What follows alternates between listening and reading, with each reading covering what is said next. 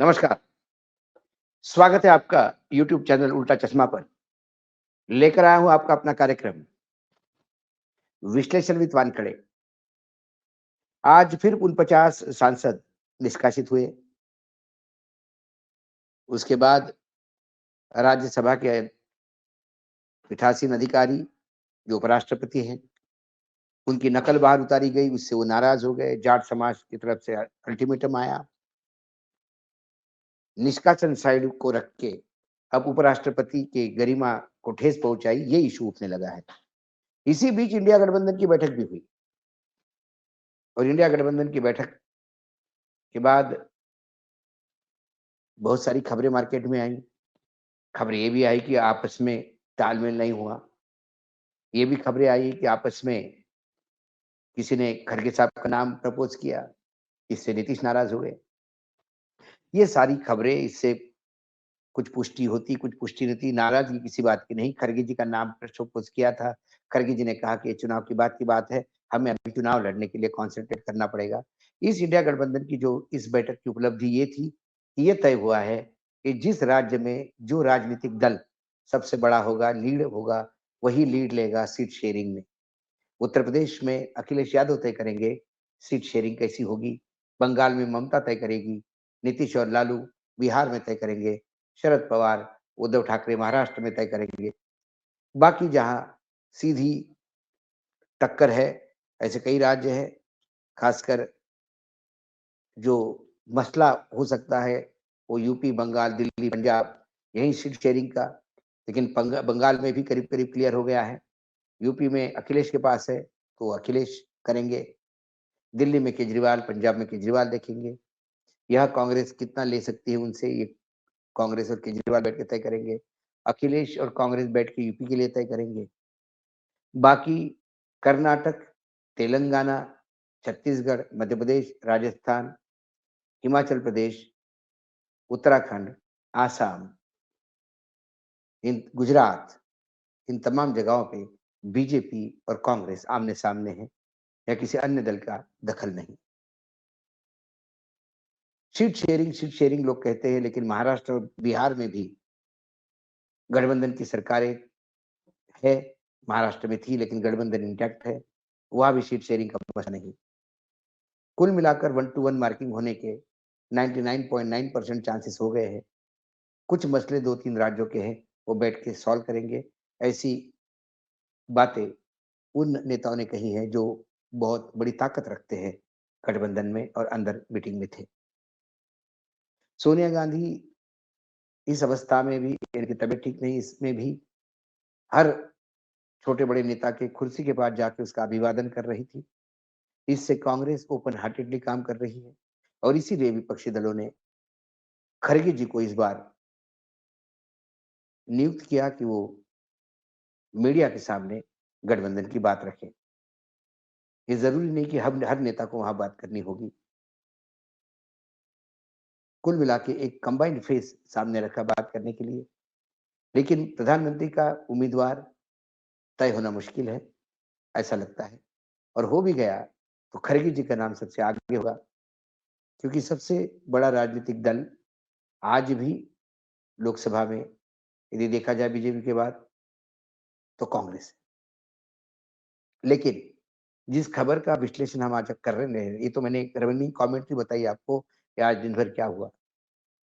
लेकिन आज के खबर का जो मैं विश्लेषण कर रहा हूँ, थोड़ी हट के है, लेकिन मेरे लिए भी इमोशनल है, क्योंकि मैं उसका साक्षीदार हूँ, जो चीज़ें इस देश में घटी है। मुझे याद है सितंबर 25, 1990 सोमनाथ, 10 बजे का वो समय,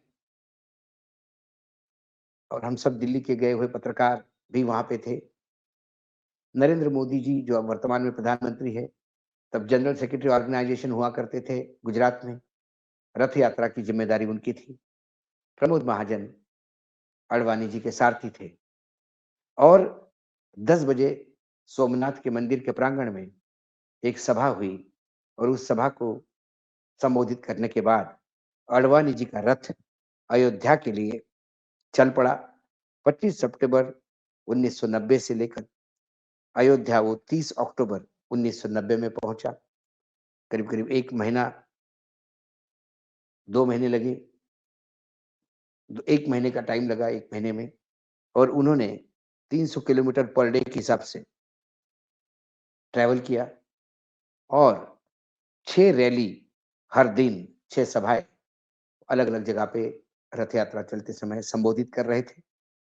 वो ये आलम था, पूरा देश राममय हो गया था। जहाँ-जहाँ अडवाणी जी का ट्रक जाता था, वो जो रथ जाता था, जो एक ट्रक पे बनाया हुआ था, उसके टायर के निशानों की मिट्टी अपने हाथ में लेने के लिए लोग टूट पड़ते थे। वो मिट्टी अपने माथे लगाते, कइयों ने अपने पूजा घर में जाके पूजा के स्थान पे रखी। वाक़ई अडवाणी जी को मानो देवत्व प्राप्त लोगों ने करवा दिया था। अडवाणी और प्रमोद महाजन लगातार भाषण कर रहे थे और हम पूरा गुजरात उनके साथ रहे। गुजरात से जब वो महाराष्ट्र चले गए, दशहरे का दिन था, मैं टाइम्स ऑफ इंडिया की तरफ से प्रसून सोनवलकर थे, अभी लंदन में हैं वो। हम गुजरात से दिल्ली वापस आ गए। मैंने मैं वो साक्षीदार हूँ, उस रथ यात्रा की शुरुआत से गुजरात, पूरे गुजरात क्रॉस करने तक। मैंने अडवाणी जी की मेहनत देखी, मैंने लोगों का जुनून देखा। विश्व हिंदू परिषद, भाजपा, संघ, संघ के सभी ऑर्गेनाइजेशन ने अपने आप को झोंक दिया था और देखते-देखते बिहार जाते-जाते इस यात्रा ने इतना विकराल रूप लिया कि सारी सरकारें हिलने लगी। लालू जी ने उनको अरेस्ट किया, फिर बाद में छोड़ दिया। अयोध्या पहुँचे, बाद में जो हुआ वो सारी दुनिया जानती है। मैं ये कहानी आपको क्यों याद दिला रहा हूँ? ये कहानी मुझे इसलिए याद दिलानी पड़ रही है कि आखिर सर्वोच्च न्यायालय के निर्णय के अनुसार प्राइम मिनिस्टर ऑफिस को जब आदेश हुआ, सर्वोच्च न्यायालय का आदेश है ये, कोई राजनीतिक दल ये नहीं कह सकता कि हमने मंदिर बनवाया। सर्वोच्च न्यायालय ने न्यायदान किया, मंदिर बनाने की बात कही। सुप्रीम कोर्ट ने आदेश दिया कि प्रधानमंत्री कार्यालय एक ट्रस्ट बनाए और वो ट्रस्ट मंदिर का निर्माण कार्य शुरू हो। मस्जिद के लिए ज़मीन कहाँ दी जाएगी, ये सारी बातें हुई। उसके बाद पीएमओ ने सर्वोच्च न्यायालय की अनुशंसा पे एक ट्रस्ट बनाया और ट्रस्ट ने ज़मीनें ली और मंदिर का काम शुरू हुआ, शिलान्यास हुआ और उसके बाद आज मंदिर करीब-करीब इतना हिस्सा पूरा हो गया है कि रामलला की प्राण प्रतिष्ठा हो जाए। 22 जनवरी को वहाँ पे प्राण प्रतिष्ठा होने जा रही है रामलला की। ये बात भी आपके लिए नहीं है, खबर इसके बाद है। उसके लिए रजनीकांत से लेके देवगौड़ा तक, जिनकी उम्र 92 साल है, इन सभी लोगों को न्योता गया है। समाज के विभिन्न अंग के लोग वहाँ होंगे, लाखों की तादाद में लोग आएँगे, हज़ारों करोड़ रुपए खर्चा हो रहे हैं उनके आने पे। रामलला की प्राण प्रतिष्ठा प्रधानमंत्री नरेंद्र मोदी के हाथों से होगी, क्योंकि प्रधानमंत्री नरेंद्र मोदी स्वयं विष्णु का अवतार है। ऐसा मैं नहीं कह रहा हूँ, ऐसा चंपत राय कह रहे हैं, जो जनरल सेक्रेटरी है श्री राम जन्मभूमि न्यास के, जो सर्वोच्च न्यायालय के आदेश से बना। खबर ये है कि इन्विटेशन कार्ड मुरली मनोहर जोशी और अडवाणी जी को भी दिया। साध्वी ऋतुंबरा, उमा भारती जी, कटियार जी, अशोक सिंघल जी विश्व हिंदू परिषद के नहीं हैं। इन तमाम लोगों की वो मेहनत थी कि वो ढांचा गिरा। सही या गलत, ये सर्वोच्च न्यायालय ने अभी तक ढांचा गिरने को गलत कहा और केस कंटिन्यू रहेगा ये भी कहा। लेकिन इन लोगों को इन्विटेशन तो गए हैं, लेकिन ये बोला गया चंपत राय से, जो जनरल सेक्रेटरी है, बड़ा पद है और कोई ले ले लल्लू पंजू नहीं है। उन्होंने ये वक्तव्य दिया कि अडवाणी जी और जोशी जी को इन्विटेशन जरूर गया है, लेकिन हमने उनको आने को मना कर दिया है। इन्विटेशन एक फॉर्मेलिटी थी, क्योंकि उनका कंट्रीब्यूशन था, लेकिन हमने कहा कि आपकी वृद्धावस्था को देखते हुए आपको यहाँ नहीं आना चाहिए। साथ में ये भी कह रहे थे कि जोशी जी आना चाहते थे। हमने कहा कि आपके घुटने रिप्लेस हुए हैं, आप मत आइए। घुटनों रिप्लेस हो गए तो चल भी फिर रहे होंगे। यदि देवगौड़ा साहब आ सकते हैं तो वो क्यों नहीं आ सकते? क्या आडवाणी जी ने चलना-फिरना बंद कर दिया है? यदि व्हीलचेयर पे भी वो आते, तो असंख्य जगह पे हमने देखा एरोप्लेन में लोग अपने माँ-बाप को व्हीलचेयर पे लेके जाते हैं। आनंद होता कि प्रधानमंत्री स्वयं आडवाणी जी को व्हीलचेयर पे बिठा के उस मंदिर का दर्शन करने ले जाते, तो इस देश में एक नासिर बनती। लेकिन जैसा कि सब जानते हैं कि हमारे प्रधानमंत्री जी माइलेज किसी को लेने नहीं देते। आडवाणी जी, जोशी जी होंगे, तो माइलेज लाइमलाइट वो लेके जाएँगे, तो प्रधानमंत्री जी पीछे रह जाएँगे। तो वहाँ प्रधानमंत्री जी को कोई नहीं चाहिए, चाहे नए पार्लियामेंट का उद्घाटन हो, जो राष्ट्रपति को आना चाहिए वो नहीं चाहिए, कि उन्हें सब कुछ करना है। और चंपत राय ने तो ये कहा कि वो विष्णु के अवतार हैं, मतलब मोदी जी स्वयं का ही प्राण प्रतिष्ठा करने अयोध्या पहुँचेंगे, क्योंकि मोदी जी भी विष्णु का अवतार है और राम भी विष्णु के अवतार थे। इसी रामायण से जुड़ी हुई एक कहानी मैं आपके सामने छोड़ के जा रहा हूँ और इस कहानी से आप विश्लेषित करिएगा कि जो हो रहा है सही हो रहा है या गलत हो रहा है। ये कहानी रामायण से जुड़ी हुई है। श्रवण कुमार एक ब्राह्मण थे। उनके माता-पिता वृद्ध थे और अंधे थे। उन्होंने तीर्थ यात्रा जाने का जो अपने मन में ख्याल था वो अपने बेटे के साथ शेयर किया और बेटा मातृ-पितृ भक्त था। उसने आव देखा न ताव देखा। एक कावड़ बनाई, एक में माता और एक में पिता को बिठाकर अपने कंधे पे उठाकर भ्रमण पे निकल आए। तीर्थ यात्रा दर तीर्थ यात्रा, तीर्थ दर तीर्थ चलते रहे। उनकी यात्रा चलती रही।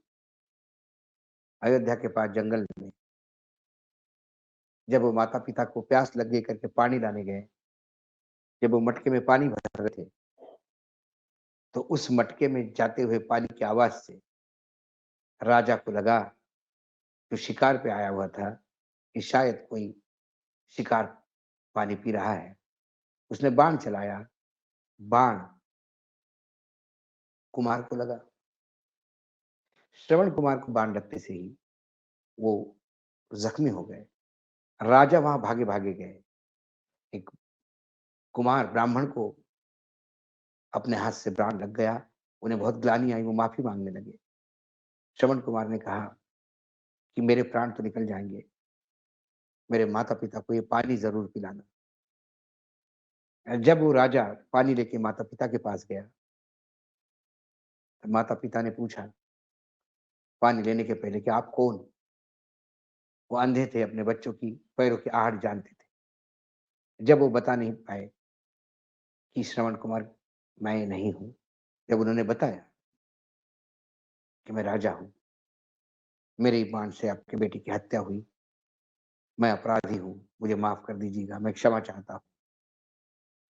अपने ऐसे बेटे की जो आने वाले सदियों तक, युगों-युगों तक माता-पिता के सेवा के रूप में एक रोल मॉडल बन के पूरे विश्व के सामने अपनी गाथा लिख रहा हो, ऐसे बेटे के जाने से क्रोधित हो दोनों माता-पिता ने उस राजा को श्राप दिया कि जैसे हम पिता हमारे बेटे के नहीं होने की व्याकुलता से अपने प्राण छोड़ रहे हैं, एक दिन राजा तू भी अपने बेटे के लिए तरसेगा और प्राण छोड़ देगा।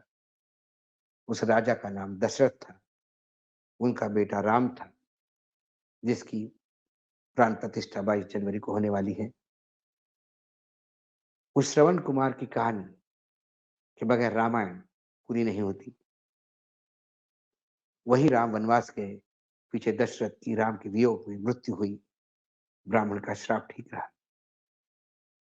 लेकिन इस कहानी में आपको जो ध्यान रखना है, वो ये कि अपने बुजुर्गों की कंधे पे कावड़ बना के यात्रा करवाने वाला वो श्रवण बाण। और वर्तमान में ये है कलयुग के श्रवण, जो अपने पिता समान बुजुर्गों को कहते हैं कि तुम बुड्ढे हो गए हो, तकलीफ होगी, राम के दर्शन करने की ज़रूरत नहीं। ये फ़र्क है राम को जानने वाले में और राम का व्यापार करने वाले में। आज इतना ही, फिर आऊँगा किसी विषय के साथ, तब तक के लिए नमस्कार। देखते रहिएगा यूट्यूब चैनल उल्टा चश्मा।